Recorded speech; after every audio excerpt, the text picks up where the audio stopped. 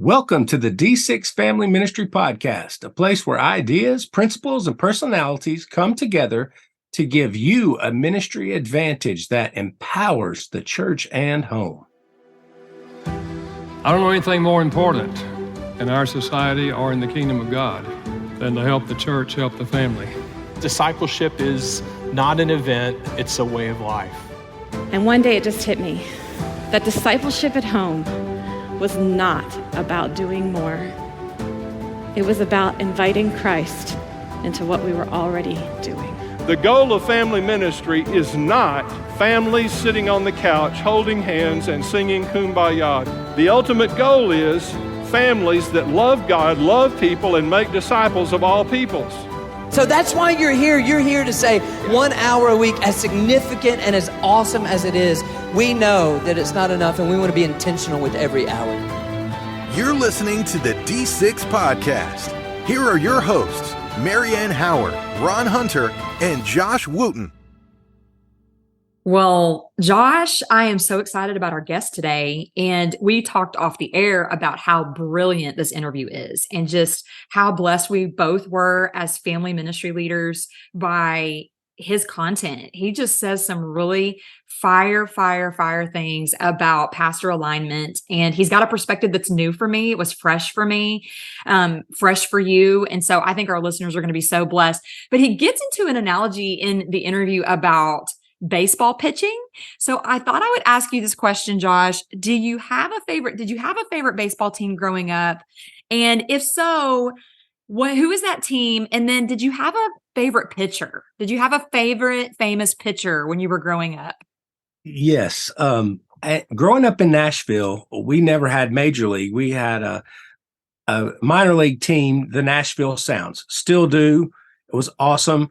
Growing up, going to those games. They were the farm team for, at one point, in my younger childhood, the St. Louis Cardinals and then the Cincinnati Reds. So there were a lot of players, Ozzie Smith and Willie McGee, a lot of Cardinals, and then Chris Sabo with the Reds and the Big Red Machine. But one of my favorite pitchers of all time had nothing to do with the Sounds or any of those two teams. I was fascinated by a pitcher named Brett Saberhagen.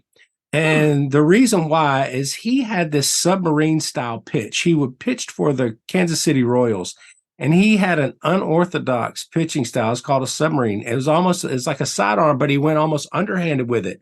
And I always tried to mimic that as a kid, and I loved it because I wasn't the fastest pitcher, but I'm like, if I can't be the fastest, maybe I'll do it different. And so he always inspired me to go, hey, it doesn't have to be done exactly the way everybody else does it. What about you, Marianne? Well, I live in Texas, DFW, and our family was a big, huge baseball family. And so big that my granny, Nanny Annie, which you've heard me talk about on the podcast before, would literally Nanny Annie. She would sit in her recliner and, I kid you not, take score while she watched the Texas Rangers in her recliner. The woman loved it so much that she literally, for fun, would sit in her recliner and take score. It was hysterical. So anyway, but I also grew up in the time of Nolan Ryan. And I was able to watch him throw the famous pitch, and it was just incredible. He's famous here in DFW, and it was just amazing to watch. He was just an incredible pitcher. The speed that man could throw a ball seemed like something from Marvel. And the speed in which he had to throw hands a time or two when somebody would rush the mound. Yes. Don't mess with Nolan Ryan. No, you do not. Well, I'm excited about the interview today. The title of today's interview by Blake McFarland is Pitching Alignment to Pastors. You are going to want to hang on every one of this man's words. He is wise. He gives perspective that, to be honest with you, Josh, I haven't considered. And I wrote some things down personally, and I'm excited to dialogue with you on the other side of this interview. So have a listen.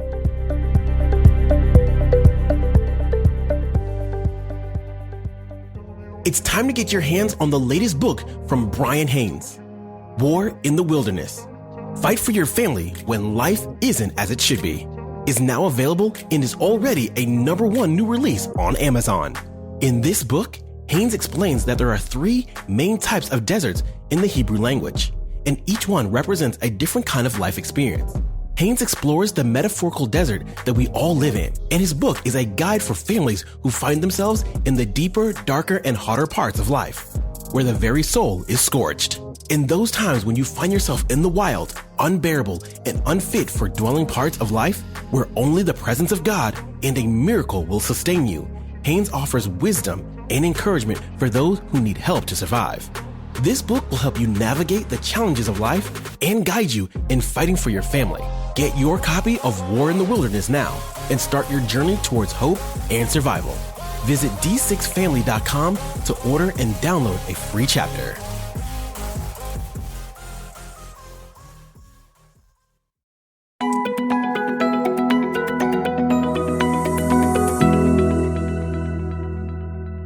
Right now, I am joined by Blake McFarland.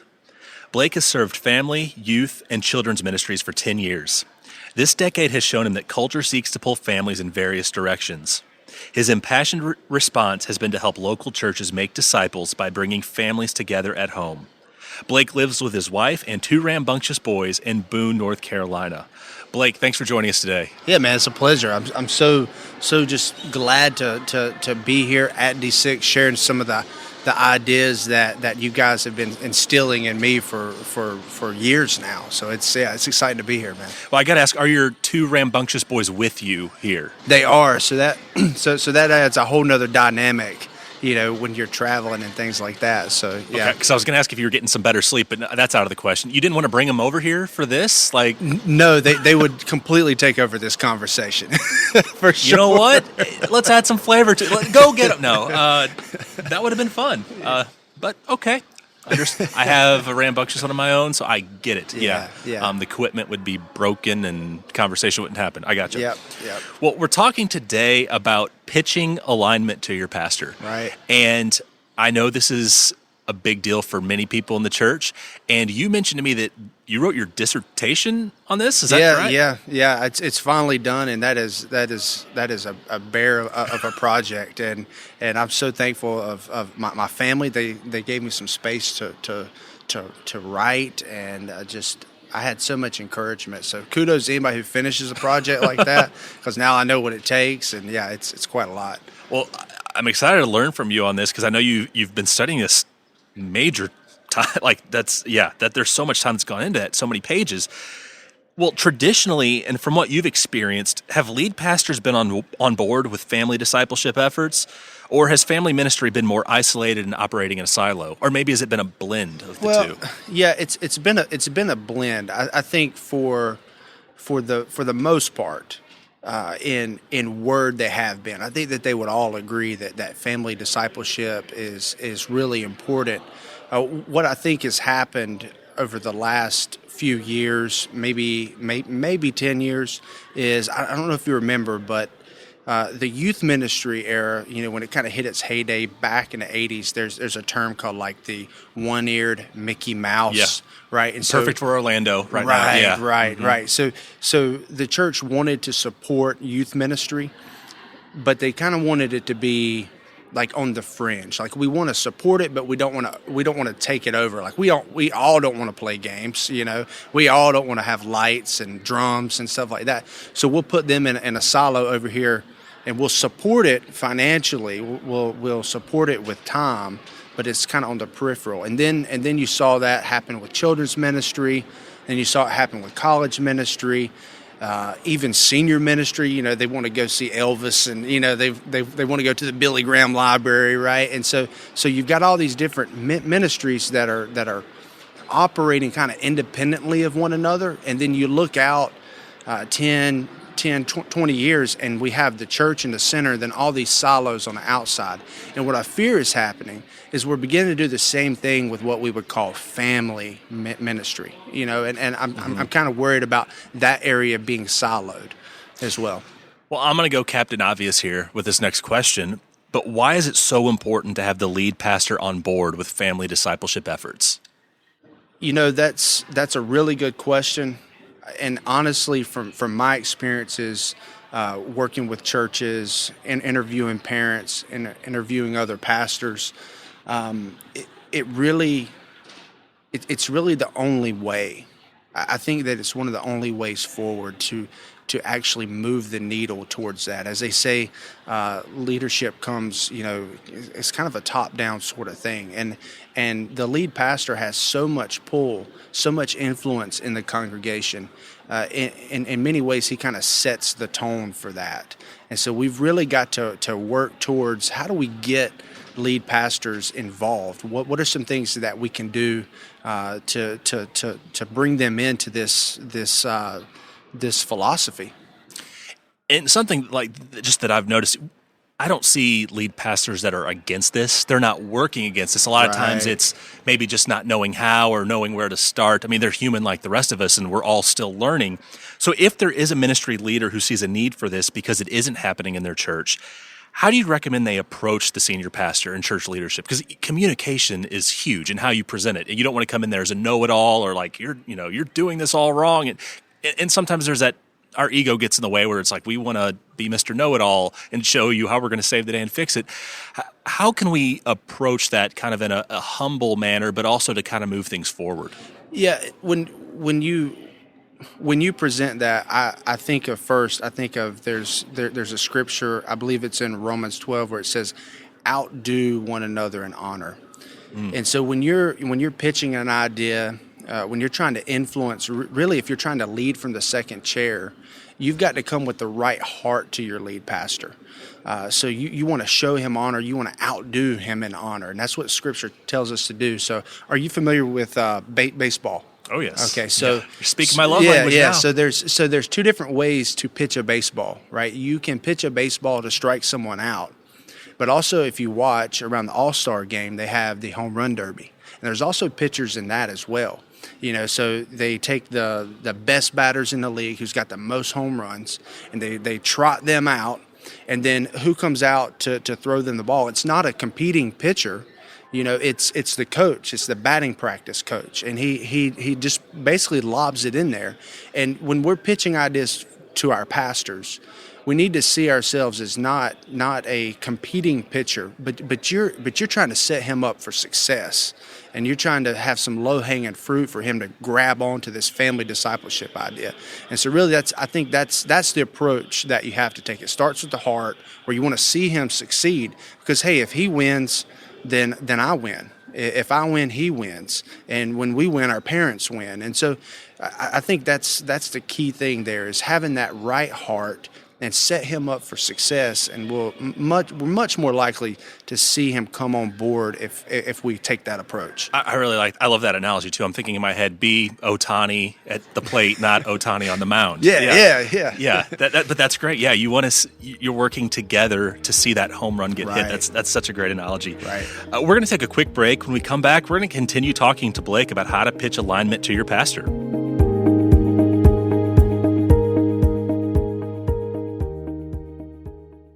Are you feeling spiritually fatigued and in need of rest? If so, we've released a new book that might be just for you, and it's already a top release on Amazon. Rest, Overcoming Spiritual Fatigue by Marianne Howard will help you find the rest you need to overcome spiritual burnout. Rest invites readers into a deeper intimacy with Jesus, the giver of rest.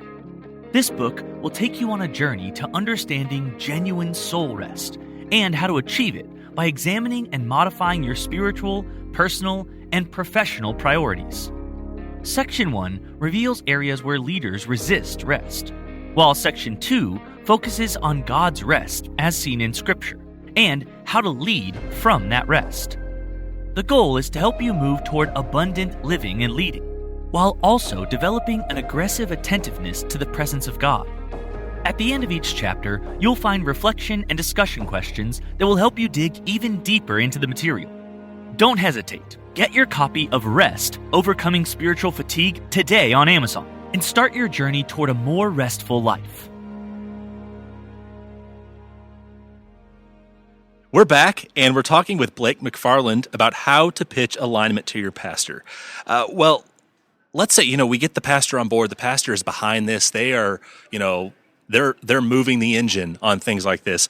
What does that look like when they not only endorse family discipleship in word, but fully embrace it in their actions as well? Well, so that's pretty critical. It's not just you can't just give it lip service, right? They have to embrace it in their own actions. And what I think that boils down to is really in the staff meeting area, when they are planning with their staff, when they're planning events, it's being very intentional about what sort of things we put on the calendar, what sort of ways do we kind of work together towards this, because it can't become a family ministry silo. And so a lead pastor who wants to move his church towards family discipleship has to be very intentional about recognizing that really, truly, the family is the first mission field. And if a pastor can wrap his mind around that, then that's what gets the needle moving in the right direction, I believe. Yeah, and I know that you've discussed the great things that can happen when a pastor coordinates his sermons with children's and youth lessons. Can you kind of explain what that looks like? Yeah, so it can look a couple of different ways. So in small churches or mid-sized churches, typically those churches use curriculum like D6, Mm-hmm. but there's nice plug. Yeah, but there's others out there, right?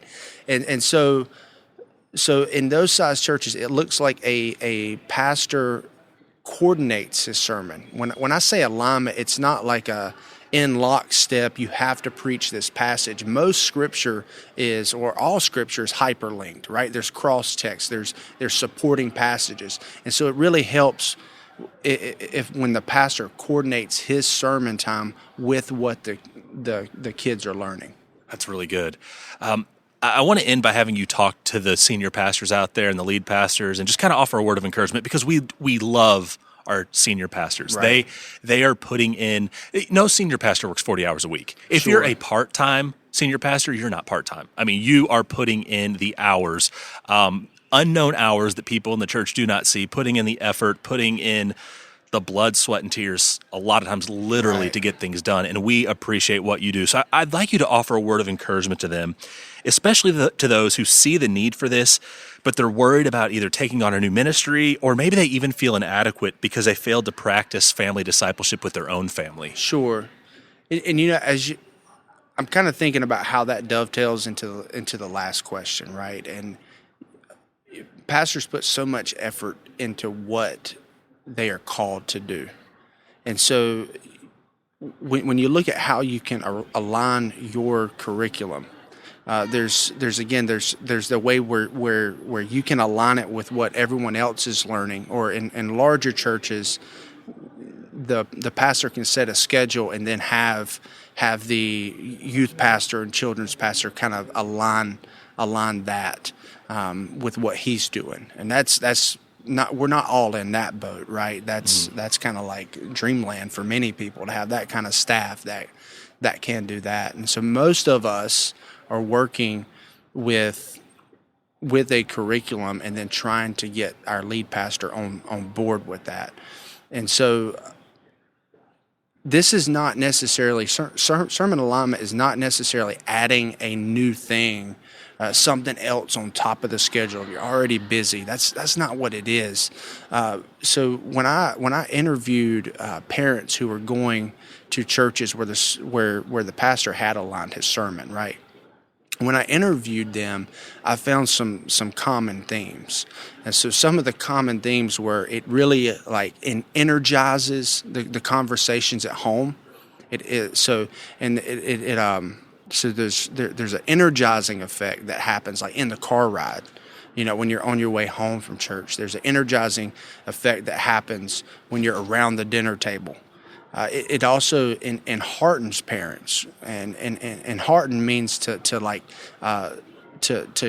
give courage to. And so many parents don't engage in discipleship because I guess the technical term for it is biblical illiteracy, where they just don't feel like they know how to answer those questions. And so sermon alignment, if you're a pastor and you're thinking this is going to add something to my plate, it really doesn't. Because what happens is you begin implementing sermon alignment, and these things start happening in the homes of your congregation. And what I found was there's a survey by Timothy Paul Jones. You probably know him. Yeah. He's influenced me. He's influenced me greatly. He has a family discipleship perception and practices survey. And what I found when I surveyed churches that had sermon alignment, what I found was that these churches had similar scores to churches that an expert panel had said was doing family ministry well. The kicker was the churches that I surveyed, they didn't have a quote-unquote family ministry. Like, they didn't have a family pastor.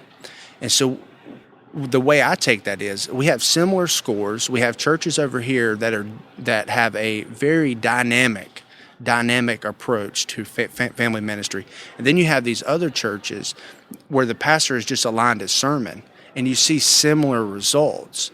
Now, I don't know about you, but if I'm a lead pastor, then I'm basically, now I've found a way to be a family pastor as well by simply doing something that I do every week anyway. Some of the other things, one other thing that I think is really important is pastors typically, let's be honest, a lot of them are living what I call paycheck to paycheck, where they're kind of going Sunday to Sunday trying to figure out where they're going to land and preach. A lot of them are 1 week ahead. Some of them are like, it's crunch time, it's go time on Sunday. And then very few are, advanced planning with it. Some of the pastors that I talked to that started doing sermon alignment, they said, well, what it did for me, he said, I used to on Monday and Tuesday spend those days trying to figure out what I was going to preach. So a lot of times pastors don't even land on a text until Wednesday or Thursday, and then they're prepping. And this narrows the focus. Again, you don't have to preach exactly what the kids are learning, exactly what the youth are learning. You are just coordinating it. You're coming alongside. You're reinforcing what they're learning so that parents feel equipped. Yeah. And so I wouldn't say that it's that it's adding something to it. And then to your last point, where you mentioned, how did you say it again? I know we've heard this before, that some pastors, they're all about this idea, but they feel inadequate because they maybe didn't practice this with their own kids when their kids were younger. They've kind of come along later with this idea. Yeah. One piece of advice that has really helped me when making tough decisions like that is that there's never a wrong time to do the right thing. That's good. And for many of us, we hesitate, we're reluctant to share our struggles, when in reality, when we open up and we share those struggles, we unleash the grace of God to work in the lives of others. And so I think a pastor could do a lot of healing both in his own family and in his church if he was to open up about the struggles and difficulty of family discipleship. And so again, I think that honesty is usually the best policy, and when people are open and honest, it really unleashes and energizes other people's ability to step into that. Well, Blake, I appreciate you sharing this. I think the takeaway that I'm going to go with is the visual image of the home run derby, partly because I'm a sports fan, but because partly I love that analogy, thinking that we are essentially trying to serve our pastors. Right. We want to help them succeed. We're not trying to strike them out. We're not trying to make them look bad. We know that we work together to accomplish a goal and figuratively hit that home run. Amen to that. Because we really are all in this together. I love that so much. Blake, thank you so much for sharing this and for being here today. Thank you. It's a pleasure to be here, man.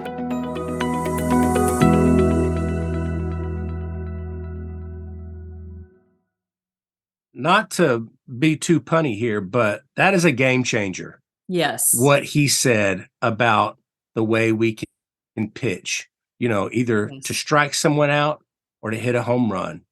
And, it's always thought to be a great pitcher, you need to be the strikeout king. Yes. And I think in ministry, we need to be lobbing it up and setting people up for home runs. I mean, that's a game changer for me in the way that I will communicate to pastors, to volunteers, to everybody. We want to set our people up for success. And I'm going to tell you, I loved that he quoted the Roman scripture that says we are to outdo one another in honor. That is a powerful truth, Josh, for us to hold on to. I mean, I've got chills just thinking about this. It changes everything about the way we lead. And we've had multiple conversations on this podcast about character versus charisma and the competitive nature of ministry. And he just dismantles every bit of that arrogance in ministry leadership with that mentality. It's either you are trying to build your own personal kingdom, or you really are operating in the mindset of, no, I am building the kingdom of God with a team of people, and I want to set people up for a home run, not be competitive for my own number of strikeouts. You know, it's amazing what the church and we can accomplish when we don't care who gets the credit. Absolutely. I loved also his practical take on staff meetings. I don't know if you took anything from that, but because I know you lead staff meetings and you have a team of people. Did you take, was there any kind of aha moment in maybe how you're conducting your staff meetings in light of some of these truths of intentionality and pitching? Well, you know, when he says, you know, if the other people win, I win. And if we win, family wins. It's not about one person. It is all about team. The team vision from the top down that he was pitching really, really inspired me. You know, and it really reminded me of my dream church. I know we all talk about the perfect church. There is no perfect church, but in our mind, we have it. We all do. And, you know, we want to run our church through that lens all the time. And we will find ourselves exhausted and tired and unfulfilled and unsatisfied every time we do it. But, you know, I always love when we can finally come together. It happens, you know, when the pastor's message aligns with what we're teaching in kids and students and life groups, and the whole church is on the same page. And it's a beautiful thing. We just came out of a short 3-week series on prayer and fasting that we did church-wide. We developed kids curriculum, your student curriculum, our life groups were doing, our church went through this 21-day fast together. And it was amazing what we saw God do, and the conversations go on and how our church was united. And the truth is, we can't do that all the time, but let's celebrate the times that we do and really try to be intentional about finding those moments where we can, you know, whether it's the beginning of a school year, the start of a new year, Christmas, Easter's. But I think, like he said, you know, when we become aligned, it is unreal what God can do through a body of Christ that is imperfect, serving a perfect God. Absolutely. I loved, he had two or three things at the end of the conversation that I really loved. What happens when we get alignment, it energizes conversations at home. That's what we're about. That's what D6 family is all about. And so just to think as a church that we could energize parents in our communities to say, you know what, I can do this. We can talk about this in the car ride home. We can talk about this over chips and salsa at the restaurant after church. You're energizing parents when there's church alignment across the board. And then number 2, it enheartens parents. It puts courage into them. I mean, that's just beautiful. Let's put courage into our parents. Let's energize our parents to be faith investors in the home. What a beautiful picture. I loved this interview. I'm so inspired. I'm so challenged. I hope you are. I look forward to our guest next week, Sandra Peoples, and she is going to talk to us about special needs and educating church leaders on how to be sensitive to that. And so I am excited about our conversation next week. We're praying for you. We're praying that as you lead the flock that God's entrusted you with, that you would energize your flock and that you would enhearten, pour courage into your flock. Until then, we hope you have an incredible week. Watch for God.